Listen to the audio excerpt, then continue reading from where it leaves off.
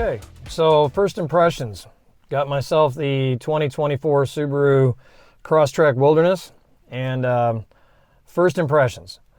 I'm pretty impressed so far. I really am. It rides better than I thought it would, especially considering the capabilities of this little goat. I'm really liking the way it rides. It's very comfortable. The steering wheel adjustments, the seat adjustments, the comfort of the seats with the StarTech. It's a comfortable, very comfortable car, both in the way it rides and the way it fits you, and you can conform it to fit. The only thing I've noticed that I do kind of miss over my old Toyota Corolla is my heated mirrors. I know that sounds kind of trivial, but you know, I hear a lot of people complaining about missing the front-facing camera on this that the Outback and the Forester has. To me, that's not it's not a deal breaker. Neither is the heated mirrors. I did like the heated mirrors though. That would be one little option I would like to see on this. No, I'm not going to die without it. Look when I grew up. So yeah, didn't have things like that. So even in my world, air conditioning is a luxury. So, but yeah, I mean, the car, I'm really liking it. Another thing I've heard a lot of people talking about is so like the CVT transmissions. A lot of people are like, ooh, CVTs, ooh. The Wilderness is only available in the CVT transmission. And the way it got worked up and played up online, listening to everybody talk about CVTs and stuff and what I've heard about them in the past, I was nervous, admittedly nervous. With that said, that if you're going with all-wheel drive or you're going CVT, one of the things you're going to have to look at Subaru. And I'll tell you what, for all the complaints with the CVT transmissions that you'll hear, honestly, I don't know that I'm seeing it. I'm not feeling it either. Oddly enough, when I drove it yesterday, I was not expecting to actually see the tack kind of do shift points. Somehow it did. I didn't think these did that. So I'm new to Subaru completely. I'm new to CVTs. So I don't have any kind of biased rating this or that opinion on it. All I can tell you is my first impressions.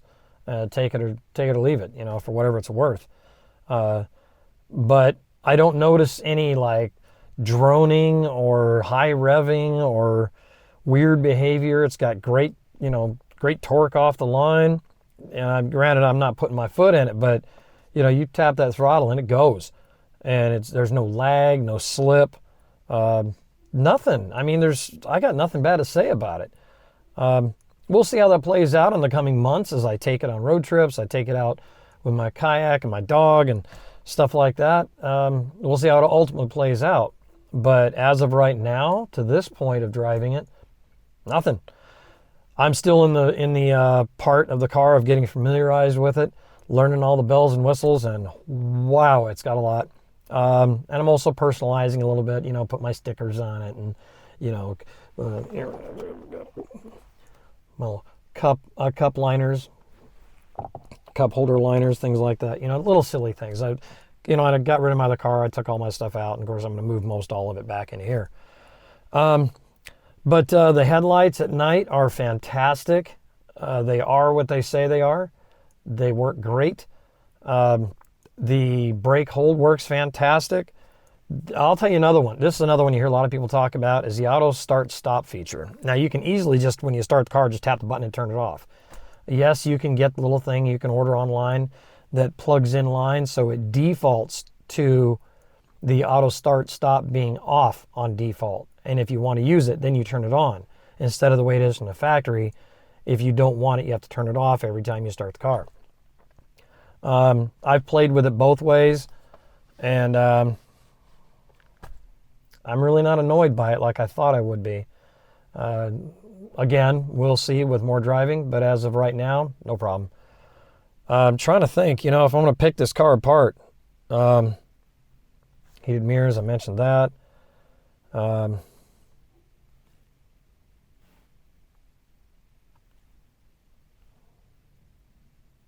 Okay, I got nothing yet. Not yet. I'll find something. There's always something, like my Corolla, the screen stuck up too far, trivial, yeah, but I thought they could have had some kind of a mount to it like this has. The screen comes up and then it slopes into the dash and it's kind of formed into it. Looks really integrated. Whereas the Corolla one just looked almost like an afterthought, albeit it worked fantastic, so no complaints there. The fit finish in here is great. All the Crosstrek Wildernesses are built here in the United States, in Indiana. So it's, I'm sure all the parts, or most all of them, are sourced in Japan, and it's assembled over here. A lot of people like the made in Japan models. I'm an American, a hardcore patriot, big time. So I actually kind of like the idea that it's built here in America. I kind of like that. And so this will be a new experience for me, coming from a lifetime of Toyota and Mopar, dropping into a Subaru. So this is really my first impressions of not just the Crosstrek Wilderness, but also Subaru in general. And from my perspective, if I'm ever comparing it, most of my comparisons are going to be coming this against the Toyota. And so short-term, long-term, all the little creature comforts, it's going to be a little different. So I've had a lot of different Toyotas. The one I sold to get into this was my 2022 Corolla XSE hatchback, 6-speed manual. Awesome little car. Really not a whole lot bad to say about that. There were a few little things that were annoying, like the screen. That was one thing. Okay, on the Corolla, it did drive me nuts. And I know this is not about Corollas, but we are comparing. Is the window switches on the Corolla were like, you had to kind of like crock your shoulder and reach back to them. They weren't ergonomic at all. They were in a really oddly placed position. Unlike Toyota, normally Toyota has them perfectly placed. As does this Subaru. The panel here is fantastic. So anyway, I'll show you a little bit around the dash of this thing, and we'll see what's up with that.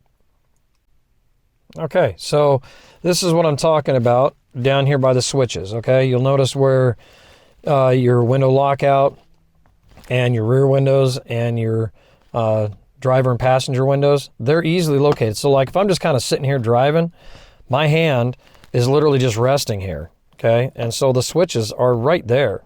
Lock and unlock the doors are right here, nice and easy. Your mirror adjustments are well thought out. This whole panel right here is very well thought out, with a nice big grip for opening and closing the door. Door handle's really nice. I do like the soft touch up here for when you put your arm up here. That's kind of nice. You got soft touch down here on this panel with your gold stitching for the Wilderness. And it goes into like this carbon fibery look stuff up in here. Goes around the dash. Nice. Down under here, you've got your dash dimmer, and you've got some auxiliary spots if you want to add extra fog lights and stuff. Your switches go here. And ample vents everywhere. All your controls on the steering wheel. I mean, there's a million reviews on this that you can get really in depth with all the details and intricacies of it. I'm not going to get into all that because there's already a million videos on that. So basically, I'm not going to get into all those details because, I mean, why repeat something you've no doubt already seen? I would rather just focus this video on being first impressions. What are my thoughts as a new Subaru owner and as a new Crosstrek Wilderness. It's new for this year. So I think I'll do is I'll step outside the vehicle, show you a couple things outside of it, and we'll kind of take it from there. One other little thing before I get out of here that I do find kind of interesting. So let me start the car up here. Turn you back around here. Okay, so it starts all up. You're good to go. All that stuff's going. So, okay, I can't really turn up the music too much because if I do, I'll get a copyright ding. So I can't do that. So trust me, the music's playing. So what happens is when you shut the car off with your push button here, the radio keeps playing. I got to keep interrupting it, otherwise copyright infringement. But when you open the door, it shuts off. So that kind of freaked me out to start with. But it turns out it's actually kind of cool because it almost goes into an accessory mode. Like sometimes you park, you want to listen to the radio. Well, in this case, on this car, and I'm sure other Subarus too, you shut the car off, it shuts down but leaves your radio going, which is really kind of cool. I like that. I don't know who thought of that, but freaking hats off. All right. So anyway, let's go outside and take a look. Okay, so we'll just start at the front and kind of work our way around. For those of you who may not be familiar with this particular vehicle, but you're looking into it, I'm just going to give you the absolute basics. I'm not going to dive deep. So these headlights are really wild. When you first turn the car on, they kind of go cross-eyed and come back out. Kind of cool. But as you drive, when you turn the steering wheel, these headlights actually move to help you kind of see around corners and stuff. I just think it's kind of cool. Is it a new idea? No. It actually first came out in the 50s with a center headlight. I think that was Tucker that did that. And he got laughed for doing it. And here we are in 2024, and guess what? Steerable headlights. And a little attention to detail I thought was kind of cool. Try to get it on camera here. If you can see that right there, right in the headlights, they put the word Subaru. Kind of cool. A little attention to detail. And I like that kind of stuff. Down on the front end, of course, on the Wilderness, you have a totally different front end, grille, and a sectionalized bumper system. So if you tear up any of these components, you can remove just that part instead of the whole entire front end. You're able to remove sections of it and replace just the sections that you screwed the pooch on. And of course, the blackout hood treatment. Not only does it look cool, but I noticed on my test drive yesterday, it actually works. It stops the glare shining off the hood into your face. So that was kind of cool. You know, it looks neat, but it works too. That's a bonus. Another little thing I haven't seen anybody mention that is kind of a neat thing is I come up here, your windshield washer squirters, there's actually 3 of them instead of 2. I'm kind of looking forward to giving that a bash. I've never seen that before. And of course up in here you got all your eyesight stuff that Subaru is well known for and have pretty much mastered. I did do the semi-autonomous drive thing yesterday in cruise control. Let me tell you, that tripped me out, but it worked flawlessly. Down the sides, you got Enkei wheels, factory wheels right there, and factory Yokohama Geolander tires, all terrains. They're pretty aggressive tread on them, and they work really good. You got 4-wheel disc brakes, whole 9 yards on that. You got all this extra cladding down the sides that go all the way down. You get your gold Wilderness Crosstrek logo on the side. And like I said, this stuff you can see how high up the body that goes. I mean, that's at least 12 inches up there of cladding from the bottom rocker down here all the way up to the top, you know, and I don't know, it keeps you from chewing stuff up when you're out doing stupid stuff. Hope I don't get too stupid, and of course that cladding follows you all the way up and over the rear wheel arches. And again, you're into sectionalized parts that you can replace individual parts and components if you damage them. And of course I've been personalizing, so I put my little mountain thing of the American flag on it and my 101st Airborne logo, as I'm a veteran and I'm very proud to have had the privilege to serve this great nation.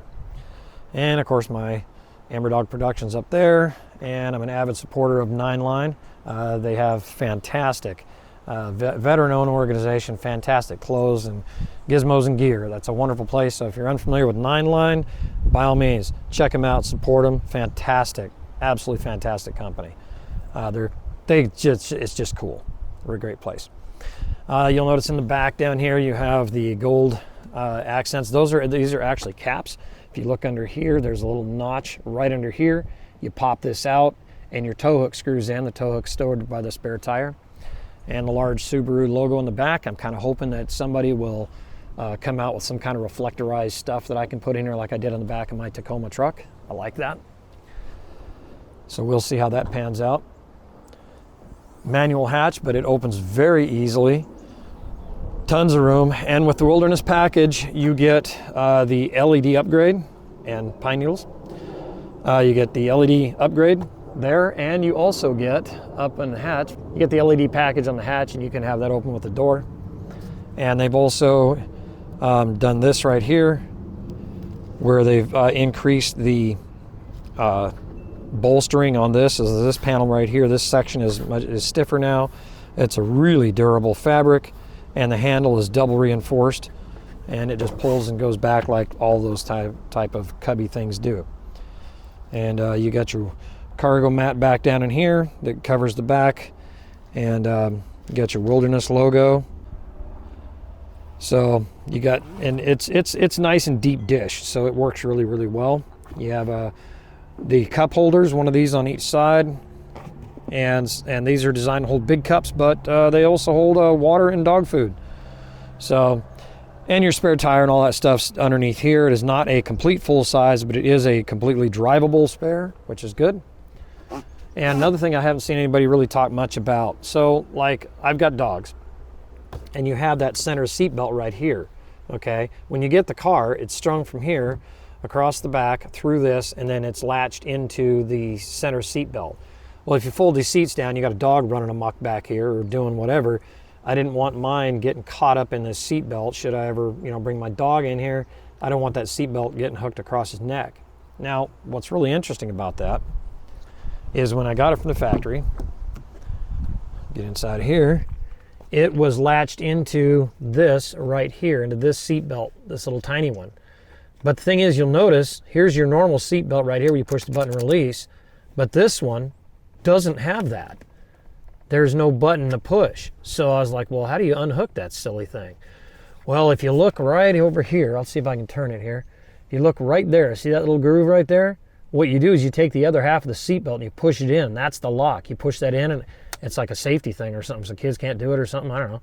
Anyway, you push that in and it releases the seat belt, and so that's how you get that out. And of course, you got your straps down here for your child seat, which I'm beyond that now, so I don't have to worry about those. And you do have the weather mats. Never mind my junk down here. I'm still getting used to this thing and setting up. But you got the nice Crosstrek floor mats down here with the mountain logo and the tread and all kinds of stuff. It's a little attention to detail. I love it. And of course, you got your USB 3.0 and 2.4 amp charge ports and stuff, your Type-C and regular USB. This particular one has the sunroof and the Harman Kardon system in it. And also, you'll notice right in here, something else nobody ever talks about is a zipper. So you can actually unskin these things and replace them if you need to. Pretty durable fabric, but no problem. As I'm sure you probably know by now, the roof rack here is static load rated at 700 pounds. So rooftop tent is completely possible in this vehicle. And I'm seriously considering a rooftop tent for doing my thing. If I find me a good enough deal, then I'll get the heavy duty crossbars and the rooftop tent, if I find a good enough deal. We'll see how that plays out in the future. But I would definitely think that could be advantageous. The little ladder goes up the side, you get in, you got somewhere to sleep, and then you get up and you just pack it up and off you go. Seems kind of convenient to me, but we'll see. Not making any firm plans on that yet, because those rooftop tents are ridiculously expensive. The rear hatch shuts very nicely. It's not difficult at all. And you have your approach lights on your side view mirrors right here, and those at night, shockingly, they light this whole area alongside the car. This entire area has a nice soft glow to it. So as you approach your vehicle, hence the term approach lights, you can see them. And if you look really close, if it shows on camera, I don't know if it does or not, but it's a little Subaru logo. It's pretty cool. So that's kind of the basic runaround of my Crosstrek so far. And like I say, I think it's shaping up to be a really impressive car. I did forget to mention, it does have paddle shifters. I've not tried them out yet. I don't know that there's a sense in doing that with a CVT, but it's cool that they're there, and I'm sure at some point in time I will play with it. No doubt.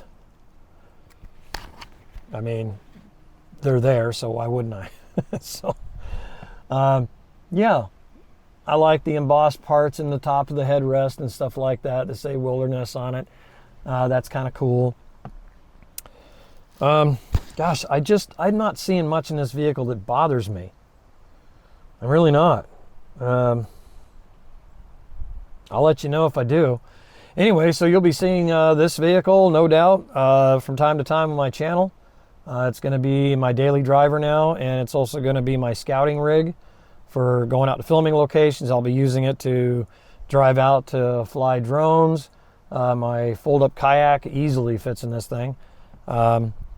So yeah, this will be an integral part of my YouTube channel, my hobby, and obviously my day-to-day life.